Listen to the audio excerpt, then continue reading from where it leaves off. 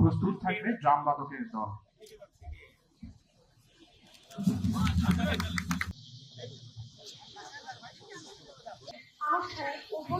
করার জন্য আরো সুরক্ষিত হবে। রাষ্ট্রভাষা জাতীয় নির্বাচন যেমন অনুষ্ঠিত হবে, একই সাথে গণভোটও অনুষ্ঠিত হবে।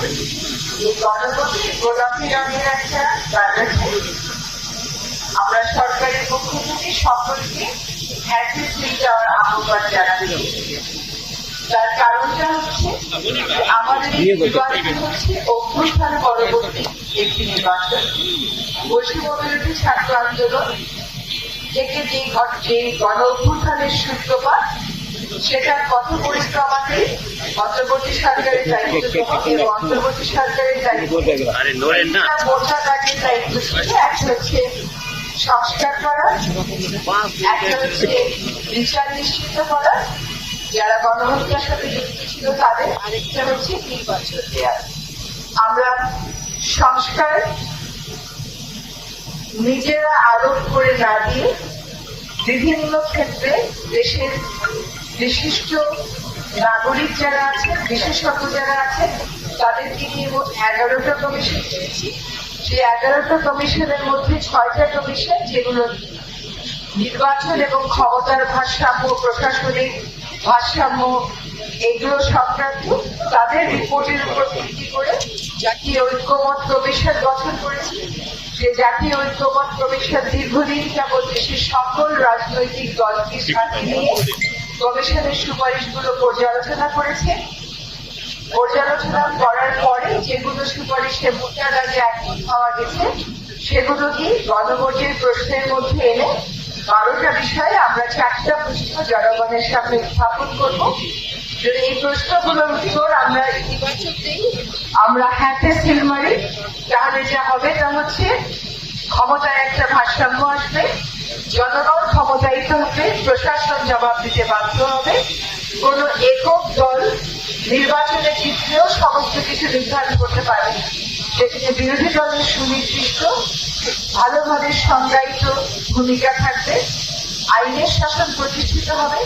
এরপরে আর কোন নির্বাচন দলীয় সরকারের অধীনে কিন্তু হবে না, তত্ত্বাবধায়ক সরকারের ব্যবস্থা ফিরে আসবে। সেহেতু ভোট চুরি করে রাতে ভোট দিয়ে নির্বাচন ছিনিয়ে নেওয়ার, মানুষের নেতা নির্বাচন করার অধিকার ছিনিয়ে নেওয়ার কোনো সুযোগ থাকবে না।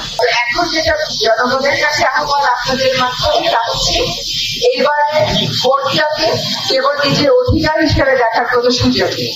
আপনি কেবল যে আপনার নেতা নির্বাচন করে আসবেন তা না, একই সাথে দেশ কেমন ভাবে পরিচালিত হবে সেটাও কিন্তু আপনাকে বুঝে শুনে সিদ্ধান্ত নিতে হবে।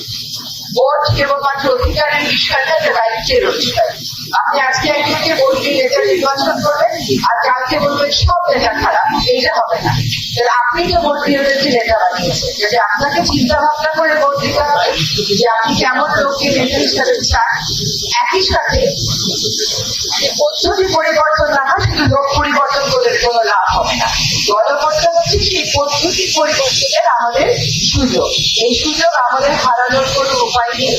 আমরা সবসময় মনে করেছিলাম 90-এর পরে যে স্বৈরাচার দেশ থেকে বিদায় দিয়েছে, সে সময়ও কিন্তু অভ্যুত্থান হয়েছিল, আন্দোলন হয়েছিল, বিপ্লব হয়েছিল, মানুষ প্রাণ দিয়েছিল।